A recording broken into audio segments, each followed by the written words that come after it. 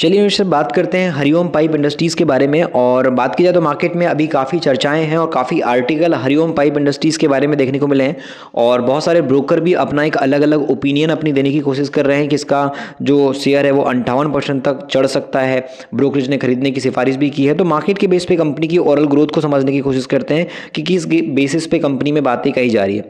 तो ब्रोकरेज के अनुसार अगर आप देखोगे तो हरिओम पाइप इंडस्ट्री जो है अपनी क्षमता में वृद्धि कर रही है, मतलब अपनी जो कैपेसिटी है, जो कंपनी प्रोडक्ट मैन्युफैक्चर कर रही है, बना रही है, उसकी जो क्षमता है उसको बढ़ा रही है। और डीलर नेटवर्क के माध्यम से बात की जाए तो प्रोडक्ट की जो बिक्री है उसमें तेजी और अनुकूल इंडस्ट्री डायनेमिक्स के कारण जो है असाधारण ग्रोथ के लिए कंपनी तैयार है। मतलब ब्रोकर को लग रहा है कंपनी अच्छा कर सकती है। और ब्रोकर ने अपने नोट में ये भी लिखा है कि कंपनी का जो बैकवर्ड इंटीग्रेटेड बात की जाए मॉडल है, इसके स्ट्रेटेजिक इक्वेशन के हिसाब से बात की जाए तो सबूत है और बढ़ती क्षमताओं के साथ सहजता से आगे बढ़ने के लिए कंपनी तैयार है।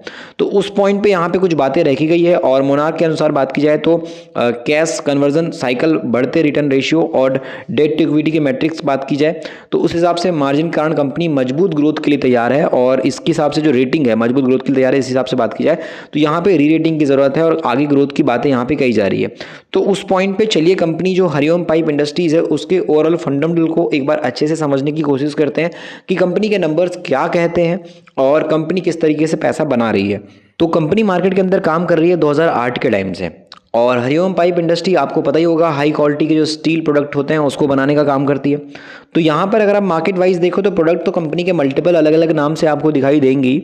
उसके अलावा अगर आप मार्केट वाइज देखेंगे तो यहाँ पर कुछ काम में आप देख सकते हो कि यहाँ पे सोलर स्ट्रक्चर्स की बात करें, पीवीसीबी बॉडी की बात करें, फर्नीचर होम इंटीरियर की बात करें, इसमें हिसाब से जो कंपोनेंट वगैरह होते हैं। और जो यूजर इंडस्ट्री में देखा जाए तो यहाँ पर कंस्ट्रक्शन इंडस्ट्री हो गया, इंफ्रास्ट्रक्चर हो गया, इरिगेशन हो गया, वाटर ट्रांसपोर्ट है, उसके अलावा आपको एयरपोर्ट्स वगैरह, इंजीनियरिंग स्ट्रक्चर, इलेक्ट्रिकल, इन सब के बेस पे कंपनी काम नजर आएगा। अगर हम डीलर कवरेज की बात करें 800 से ज़्यादा डीलर्स हैं। तेलंगाना में 200, आंध्र प्रदेश में 164, तमिलनाडु के अंदर 120, महाराष्ट्र में 11, कर्नाटक में 201 और केरला वगैरह में 79 के आसपास। तो मार्केट वाइज अगर हम देखेंगे कंपनी की ग्रोथ के लिए तो कंपनी टाइम के अकॉर्डिंग अपनी ग्रोथ कर पा रही है। और इसका जो डीलर नेटवर्क है वहाँ से 80% कंपनी का रेवेन्यू आता है और डायरेक्ट जो B2B business to business sales है वहाँ से 20% आता है।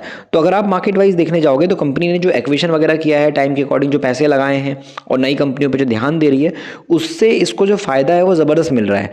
तो कंपनी के अंदर जो फंड रेज हुआ था और जो कंपनी अभी प्लानिंग कर रही है मार्केट में ग्रोथ करने की, तो उस हिसाब से अगर हम देखेंगे तो कंपनी के नंबर्स देखना काफ़ी इंपॉर्टेंट हो जाता है कि आखिर में कंपनी ग्रोथ किस हिसाब से कर रही है, सेल्स प्रॉफिट में परसेंटेज क्या है, वो भी मायने रखते हैं कंपनी के फ्यूचर को डिसाइड करने के लिए। कंपनी के मार्केट कैप की बात करें तो 1500 करोड़ के आसपास का मार्केट कैप है। और अगर आप शेयर प्राइस के बेस पे देखोगे तो 400 से लेकर के 889 तक गया और अभी ये अपने 52 वीक लो के आसपास आपको करंट प्राइस 495 का दिखाई दे रहा होगा। तो उस पॉइंट पे अगर हम देखेंगे तो काफ़ी बड़ी गिरावट जो है हरिओम पाइप इंडस्ट्री में ऑलरेडी आ चुकी है। तो यहाँ पर अगर आप स्टॉक पी देखो तो 25 का है, ROC ROE कंपनी का 14 से 13% का है। कंपनी में डेट है 336 करोड़ का, तो रिजर्व है 500 करोड़ का, तो कंपनी कर्जा तो चुका सकती है। प्रमोटर होल्डिंग 57% की कंपनी में नजर आएगी और सेल्स ग्रोथ कंपनी की बढ़ रही है 38% की। अब प्रॉफिट की ग्रोथ है 3.85% की। तो यही कारण है कि कंपनी का शेयर प्राइस पूरा डाउन चला गया है। लेकिन ब्रोकर फिर भी कंपनी में बात कर रहे हैं कि 52%, 58%, 30%, 40% ये भाग सकता है। तो अगर आप कंपनी की ग्रोथ के हिसाब से जो गिरावट देखोगे तो वो गिरावट आ रही है कंपनी की जो फंडामेंटल है और जो कंपनी का प्रॉफिट है वो नीचे जाने की वजह से। अगर प्रॉफिट कंपनी का ऊपर गया तो वापस से शेयर प्राइस भी बढ़ेगा। लेकिन अगर आप यहाँ पे देखोगे जो गिरावट है तो वो काफ़ी ज़्यादा आ चुकी है, अपना 1 साल पुराने प्राइस के आसपास कंपनी का शेयर प्राइस आ गया है। लेकिन अगर आप 5 साल की प्रॉफिट की ग्रोथ देखोगे तो ओवरऑल काफ़ी अच्छी है। और स्टील सेक्टर के बेस पे कंपनी अगर हम देख रहे हैं तो उस पॉइंट पे आपको दिखाई देगा कंपनी का जो नेट प्रॉफिट है वो भी कहीं ना कहीं स्टेबल तरीके से बढ़ रहा है। और ईयरली बेस पे जो कंपनी का प्रॉफिट है वो आपको नजर आएगा कि अभी भी कम नहीं हुआ है, बढ़ रहा है। बट जो ग्रोथ कंपनी की तेजी के साथ चल रही थी वो ग्रोथ अभी 2 से 3 क्वार्टर में स्लो हो गई है, जिसकी वजह से नेट प्रॉफिट स्लो हो गया है कंपनी का। तो ये एक दिक्कत कई बार खड़ी हो जाती है जिसकी वजह से कंपनियों में गिरावट चालू हो जाती है। तो ईयरली बेस पे तो अभी भी नेट प्रॉफिट फ्लैट है कंपनी का। लेकिन जो मार्केट उम्मीद कर रहा है, जैसे मार्केट को ग्रोथ चाहिए, वो ग्रोथ कंपनी में अभी प्रॉफिट में नज़र नहीं आ रही है, जिसकी वजह से शेयर प्राइस में अभी आपको दबाव नज़र आ रहा होगा। बाकी अगर आप कंपनी के रिजर्व वगैरह को देखोगे तो अच्छे खासे बढ़ रहे हैं। कंपनी का जो बोरिंग्स है वो समय के साथ कम हुआ है थोड़ा सा अभी। और अगर आप ग्रोथ के पॉइंट से बाकी चीज़ों को देखोगे तो आपको दिखाई देगा कि कंपनी का अंदर जो ROC होता है वो थोड़ा सा स्लो हुआ है। तो यही कारण है कि मार्केट के बेस पे आप देखोगे तो यहाँ पर प्रमोटर तो जितने हैं उतने ही हैं, लेकिन FIs का थोड़ा सा स्टेक कम हुआ है। लेकिन इस कंडीशन में भी आपको दिखाई देगा कि DIS काफ़ी इंटरेस्टेड नज़र आ रहा है इस कंपनी के अंदर, और 0% से 0.16% और 0.16% से 0.38% के आसपास जो DIS की होल्डिंग है वो अभी हरिओम पाइप इंडस्ट्रीज़ के अंदर आपको दिखाई दे रही होगी। अगर हम मार्केट के अंदर कंपनी के बिजनेस को ओवरऑल क्लाइंट के बेस पे समझे कि कहाँ से कितना पैसा आ रहा है, तो वो भी कंपनी के काफ़ी इंटरेस्टिंग नजर आते हैं। क्लाइंट बेस देखोगे तो आपको दिखाई देगा टाटा प्रोजेक्ट के नाम पे तो एक ऑलरेडी बड़ा क्लाइंट आपको दिखाई रहा होगा। सापुर जी पालोन जी की बात की जाए तो ये एक बड़ा क्लाइंट है। उसके अलावा माय होम ग्रुप ये नाम आपको दिखाई देगा, अमर राजा, उसके अलावा एग्रीगोल्ड और बाकी और कंपनीज, मल्टीपल कंपनीज आपको यहाँ पे दिखाई दे रही होगी। तो क्लाइंट बेस के नाम पे भी काफ़ी सारी कंपनीज हैं जो इसके साथ मिलकर के काम कर रही हैं और अपने बिजनेस को समय के हिसाब से बढ़ा रही हैं।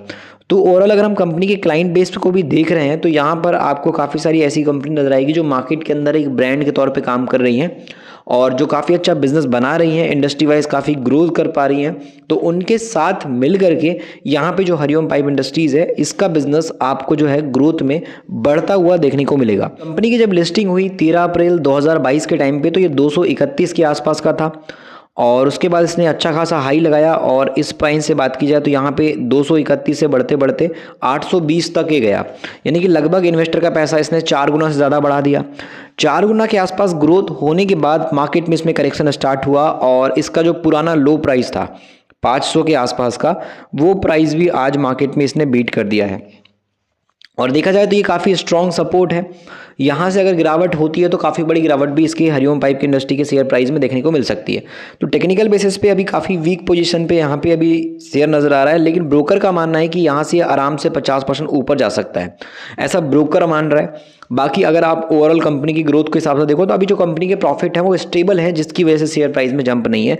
अगर प्रॉफिट कंपनी के Q3 में काफ़ी अच्छे आ गए तो शेयर प्राइस में भी काफ़ी बड़ी तेजी आ सकती है। तो कंपनी का Q3 भी काफ़ी मैटर करता है कि रिजल्ट वाइज कंपनी Q3 में कैसे अपने सेल्स को बढ़ाती है, कैसे अपने प्रॉफिट को बढ़ाती है, जिससे कि शेयर प्राइस गिरेगा भागेगा वो आप आराम से देख पाओगे, कंपनी में डिसाइड कर पाओगे कंपनी के नंबर्स देखने के बाद। तो उस पॉइंट पे हमने यहाँ पे इसको एजुकेशन के हिसाब से डिस्कस किया। बाकी अगर आपको मार्केट सीखना है तो फिर आप ई बुक तो पढ़ ही सकते हो, मिडिल क्लास का स्टॉक मार्केट ई बुक, जिसमें एक आम आदमी कैसे स्टॉक मार्केट को सीख सकता है, अपनी जर्नी आसान कर सकता है मार्केट को सीख करके, और किन चीज़ों को ध्यान रखना ज़रूरी है अगर आप स्टॉक मार्केट में पैसा लगा रहे हो, वो सब बारीकियाँ जो एक आम आदमी के लिए जानना ज़रूरी है वो सब आपको सीखने मिलेगा। वो भी शुद्ध हिंदी में अवेलेबल है ई बुक के अंदर। आपको कोई भी ऐसी डिफ़िकल्ट भाषा में कोई चीज़ आपको नहीं बताई जा रही है, एकदम आम आदमी के जीवन के बारे में बताया जा रहा है कि आम आदमी का जीवन कैसे स्टार्ट होता है, कैसे वो बिज़नेस शुरू करता है, क्या क्या परेशानियाँ आती हैं, फैमिली को दिक्कत, उसके पर्सनल लाइफ में क्या दिक्कत, वह स्टॉक मार्केट की जर्नी कैसे स्टार्ट करता है, कैसे फंसता है, कैसे लॉस होता है, कौन सी वैसी चीज़ें हैं जिनको ध्यान रख करके पैसा बनता है और कौन सी चीज़ें हैं जिसको बड़ा इन्वेस्टर फॉलो करता है और पैसा बनाता है, वो सब आपको सीखने को समझने को मिलेगा। लिंक डिस्क्रिप्शन में, वहाँ से आप ई बुक तक पहुँच सकते हो।